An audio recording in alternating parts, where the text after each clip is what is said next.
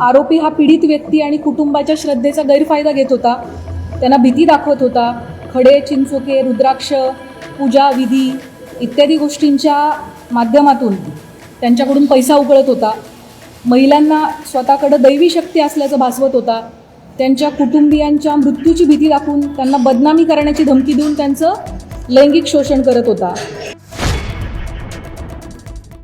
माननीय पोलीस महासंचालक महाराष्ट्र राज्य यांनी अशोक खरात आरोपी असलेल्या गुन्हा रजिस्टर नंबर 73/2026 या गुन्ह्याचा तपास SITच्या मार्फतीने करण्याबाबत आदेशित केलं होतं.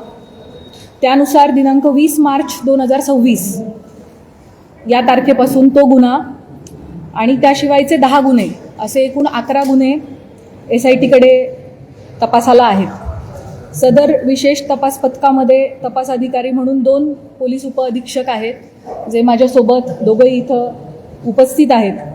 त्याच पद्धतीनं सहाय्यक तपास अधिकारी म्हणून 3 पोलीस निरीक्षक, 3 सहाय्यक पोलीस निरीक्षक, 10 पोलीस उपनिरीक्षक आणि 6 पोलीस अंमलदार असं एकूण 24 लोकांचं आपलं तपास पथक आहे. त्यापैकी काही लोक इथं उपस्थित आहेत, काही लोक उपस्थित राहू शकलेले नाही आहेत. अशोक खरात याच्या विरुद्ध नाशिक आणि नगर जिल्हा या दोन्हींमध्ये मिळून एकूण 12 गुन्हे दाखल झालेले आहेत, ज्यामध्ये अशोक खरात आरोपी आहे. या 12 गुन्ह्यांपैकी 9 गुन्ह्यांचा तपास हा SIT करत आहे, 2 गुन्ह्यांचा तपास अहिल्यानगर पोलीस करत आहेत आणि 1 गुन्ह्याचा तपास नाशिक शहर पोलीस करत आहेत. आणि अशोक खरात विरुद्ध नसलेले मात्र या विषयाशी संबंधित असे 2 गुन्हे दाखल आहेत, त्या 2 गुन्ह्यांचा देखील तपास SIT करत आहे. त्यामुळे 9 गुन्हे अशोक खरातच्या विरोधातले आणि विरोधात नसलेले पण संबंधित असलेले 2 गुन्हे असे एकूण 11 गुन्हे आमच्याकडे तपासाला आहेत. गुन्ह्यातील आरोपी विरुद्ध दाखल केलेल्या गुन्ह्यांपैकी आमच्याकडे असलेल्या गुन्ह्यांपैकी 8 गुन्हे हे महिला लैंगिक अत्याचाराचे गुन्हे आहेत आणि उर्वरित 3 गुन्हे हे फसवणूक आणि त्याच्यासोबतच अंधश्रद्धा विरोधी कायदा, सावकारी अधिनियम 2014 आणि इकॉनॉमिक ऑफेन्सेसची इतर रिलिव्हंट कलमं याप्रमाणे दाखल आहेत. महिला लैंगिक अत्याचाराचे सर्वच्या सर्व 8 गुन्हे आणि फसवणुकीचा 1 गुन्हा असे 9 गुन्हे SITकडे तपासाला आहेत. आजपर्यंतच्या तपासादरम्यान 30पेक्षा अधिक साक्षीदारांकडं आपण विचारपूस केलेली आहे. साक्षीदारांकडं आणि पीडितेंकडं आपण जी चौकशी केली त्यातून आरोपी हा पीडित व्यक्ती आणि कुटुंबाच्या श्रद्धेचा गैरफायदा घेत होता, त्यांना भीती दाखवत होता. खडे, चिंचोके, रुद्राक्ष, पूजा विधी इत्यादी गोष्टींच्या माध्यमातून त्यांच्याकडून पैसा उकळत होता. महिलांना स्वतःकडे दैवी शक्ती असल्याचं भासवत होता. त्यांच्या कुटुंबियांच्या मृत्यूची भीती दाखवून त्यांना बदनामी करण्याची धमकी देऊन त्यांचं लैंगिक शोषण करत होता.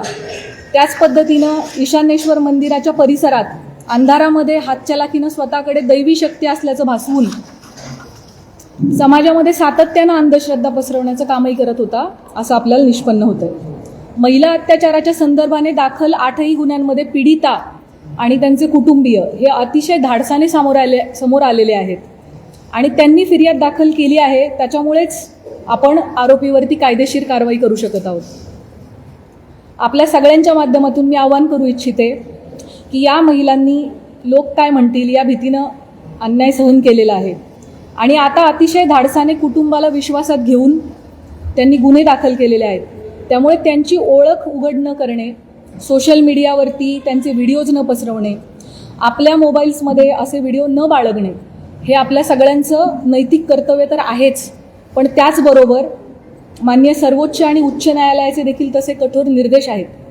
त्यांची ओळख गोपनीय राहणे आणि त्यांच्या खाजगी बाबींची सार्वजनिक चर्चा न होणे हे त्यांच्या मानसिक आरोग्यासाठी आणि त्यांचं धैर्य टिकून राहण्यासाठी अतिशय गरजेचं आहे. आणि म्हणूनच न्यायसंस्थेनं वारंवार absolute ban on identity disclosure अशी भूमिका ठेवलेली आहे. अशा केसेसमध्ये पोलिसांच्या पत्रकार परिषदा बाबतीत देखील मर्यादा निश्चित करण्यात आलेल्या आहेत. पीडितेच्या गोपनीयतेचा भंग ज्या समाज माध्यमातून झाला आहे अशा प्लॅटफॉर्मवरून ती माहिती हटवण्याबाबत न्यायालयाचे निर्देश आहेत. पीडिता किंवा कुटुंबियांच्या मुलाखती घेण्यास बंदी आहे. अंतिम निकाल येण्यापूर्वीच आरोपीच्या प्रतिष्ठेला हानी पोहोचवणारे आणि माध्यमांद्वारे चालवणारा खटला, ज्याला आपण मीडिया ट्रायल असं म्हणतो, अशी परिस्थिती निर्माण करणारे किंवा केवळ तर्कवितर्काच्या आधारित वार्तांकन टाळावे असे निर्देश देखील माननीय उच्च आणि सर्वोच्च न्यायालयांनी प्रसारमाध्यमांना दिलेले आहेत. कलम 72 BNS लैंगिक अत्याचाराच्या पीडितांची ओळख उघड करणाऱ्यांना शिक्षेस पात्र ठरवते. अनुच्छेद 21 भारतीय संविधान पीडितेचा जगण्याचा अधिकार, गोपनीयतेचा अधिकार आणि प्रतिष्ठेचा अधिकार यांचं संरक्षण करतं. जुलै 2025 मद्रास उच्च न्यायालयाने एका महिला वकिलाचे तिच्या संमतीशिवाय चित्रण केलेले खाजगी स्वरूपाचे फोटो व्हिडिओ तात्काळ 48 तासांच्या आत काढून टाकण्याचे आदेश दिलेले होते. अशा प्रकारची सामग्री रोखणं हे राज्याचं कर्तव्य आहे असं न्यायालयाने त्यावेळेला अधोरेखित केलं होतं. SITकडे असणाऱ्या गुन्ह्यांमधील पीडितांचे आक्षेपार्ह व्हिडिओ जे आहेत, जे प्रसारित झाले होते, त्याच्या एकूण 4650 लिंक्स SITच्या सायबर टीमने, आपली जी टीम आहे 24 लोकांची, यामध्ये 4 लोकांची सायबर टीम आहे. या सायबर टीमचं पूर्ण वेळ कर्तव्य हे होतं की प्रत्येक काही मिनिटांनी काही नवीन अपलोड झालंय का ते शोधणं आणि त्याला रिपोर्ट करणं. सो आपली ही जी SITची सायबर टीम आहे तिने महाराष्ट्र सायबरच्या मदतीनं आतापर्यंत 4650 लिंक्स ह्या डिलीट करून घेतलेल्या आहेत. त्याच पद्धतीने सोशल मीडियावरती आक्षेपार्ह पोस्ट पुन्हा पुन्हा टाकणाऱ्या एकूण 451 अकाउंटला कायमस्वरूपी काढून टाकण्यात आलेलं आहे. पीडितांचे आक्षेपार्ह व्हिडिओ प्रसारित केल्याप्रकरणी आतापर्यंत 2 गुन्हे देखील दाखल झालेले आहेत. सदरचे गुन्हे हे सातपूर पोलीस स्टेशन नाशिक शहर आणि कोपरगाव पोलीस स्टेशन अहिल्यानगर या ठिकाणी दाखल असून संबंधित घटकच त्याचा तपास करत आहेत आणि त्यामध्ये आजपर्यंत एकूण 6 आरोपींना अटक देखील करण्यात आलेली आहे. दिल्ली उच्च न्यायालयाने अलीकडेच एका विनयभंगाच्या प्रकरणाशी संबंधित बदनामीकारक स्वरूपाच्या सोशल मीडिया पोस्ट्स काढून टाकण्याचे आदेश दिलेले आहेत आणि आरोपीची प्रतिष्ठा जपण्यासाठी आणि त्याला निपक्ष सुनावणी मिळण्याची खात्री करण्यासाठी न्यायालयानं ही स्टेप घेतली होती. SITकडे असणारे सर्वच तपास हे अतिशय संवेदनशील प्रकारचे असल्यामुळे त्याविषयीची जी माहिती आपल्याला सांगणं शक्य आहे ती माहिती मी आपणास याद्वारे दिलेली आहे. आपल्या सगळ्यांच्या मनामध्ये या प्रकरणाविषयी अनेक प्रश्न आहेत, मला त्याची पूर्णतः कल्पना आहे. त्यापैकी बहुतांश प्रश्नांना स्पर्श करण्याचा मी प्रयत्न केलेला आहे. या प्रकारच्या गुन्ह्यामध्ये BNS सेक्शन 93 BNSS प्रमाणे गुन्हा दाखल झाल्यापासून 60 दिवसांच्या आत आपल्याला दोषारोपपत्र दाखल करणं आवश्यक असतं. आपल्याकडचा या प्रकारचा पहिला गुन्हा हा नाशिक शहरामध्ये 17 मार्च 2026 रोजी दाखल झालेला आहे आणि SITकडे त्याचा तपास 20 तारखेला आला, 3 दिवसानंतर. त्याचे ऑलरेडी 20 दिवस संपलेले आहेत आणि आणखी 40 दिवस अवधी आपल्या हातामध्ये आहे पहिल्या गुन्ह्यासाठी आणि उरलेले जे 7 गुन्हे आहेत ते देखील पुढच्या आठवडाभराच्या कालावधीमध्ये दाखल झालेले आहेत. त्यामुळे 40 दिवसानंतर पुढच्या आठवडाभरात या उरलेल्या सगळ्या गुन्ह्यांचं देखील डेडलाईन जी आहे ती जवळ येते. त्यामुळे असं आपण म्हणू शकतो की 40 ते 45 दिवसांमध्ये या 8 गुन्ह्यांचा तपास आपल्याला पूर्ण करणं आवश्यक आहे. तरी या सर्व गुन्ह्यांमध्ये चांगले पुरावे गोळा करून तपास वेळेत पूर्ण करण्याची SITचे प्रयत्न सुरू आहेत. त्यासाठी सर्वतोपरी प्रयत्न संपूर्ण टीम करत आहे. आपल्या सर्वांना विनंती आहे की पीडितांना कोणत्याही प्रकारे मनस्ताप होणार नाही याची समाज म्हणून आपण सगळ्यांनी काळजी घेऊयात. तुमच्या माध्यमातून हे आव्हान, ही विनंती मी सर्वांना करू इच्छिते. आपल्या मनामध्ये पदाधिकारी, अधिकारी यांना SITकडून बोलवण्यात येणार आहे का, किंवा अमुकला आपण का बोलवले नाही, कधी बोलवणार आहे, अशा प्रकारचे देखील अनेक शंका आणि प्रश्न असू शकतात. अनेक पत्रकार, सामाजिक कार्यकर्ते यांनी वेळोवेळी मला मेसेज करून या प्रकारच्या प्रश्नांची विचारणा केलेली आहे. त्याबाबत मी सांगू इच्छिते की आपल्याकडे दाखल गुन्ह्यामध्ये फिर्यादी आणि साक्षीदार जे सांगतात त्याच्या अनुषंगाने तपास होत असतो. तपासादरम्यान जे पुरावे समोर येतात त्याप्रमाणे पुढील तपास केला जातो. पुराव्याच्या आधारे कोण व्यक्ती सह आरोपी आहे का हे पाहिले जाते.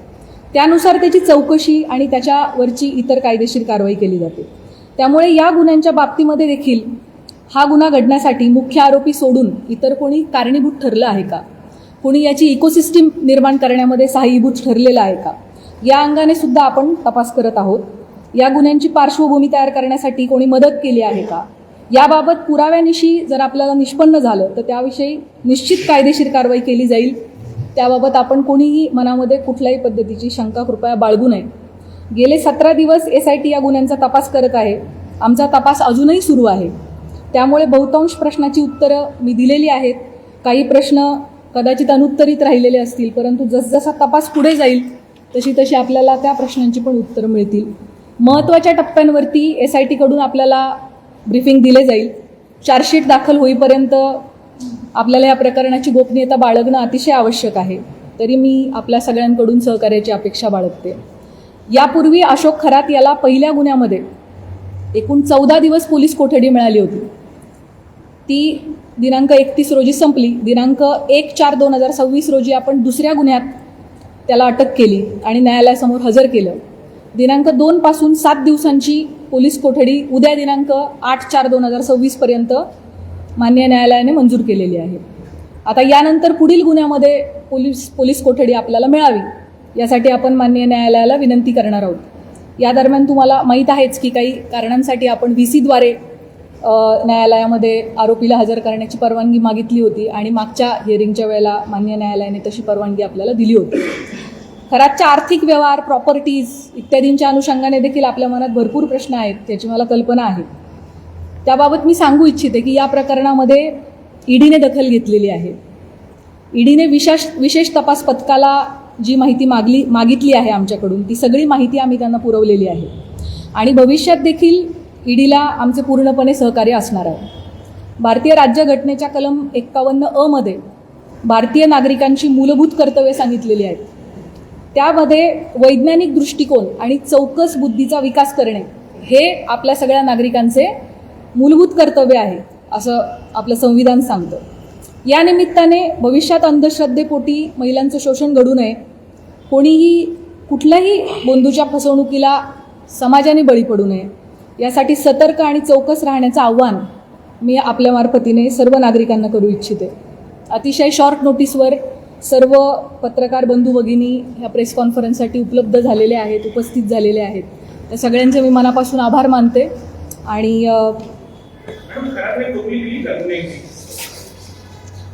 मी जसं सुरुवातीलाच सांगितलं की या गुन्ह्यांच्या बाबतीमध्ये मला जी माहिती आपल्याला सांगणं शक्य आहे ती माहिती मी आपल्यासमोर मांडलेली आहे. त्यामुळे आपल्या सगळ्यांनी या गोष्टीची सहकार्य करावे की जोपर्यंत चार्जशीट दाखल होत नाही त्याबाबत काही तपासातल्या बाबींची गोपनीयता ठेवणं आपल्यासाठी अतिशय आवश्यक आहे. आपल्या सगळ्यांचे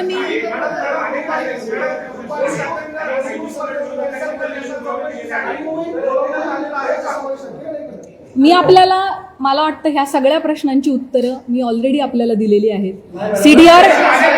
सीडीआर लीकच्या बाबतीमध्ये आपण मला एक प्रश्न आत्ता जस्ट कोणीतरी विचारलाय ज्याचं प्रश्नाचं उत्तर मी दिलं नव्हतं, तेवढं मी देते आणि आपण थांबूयात.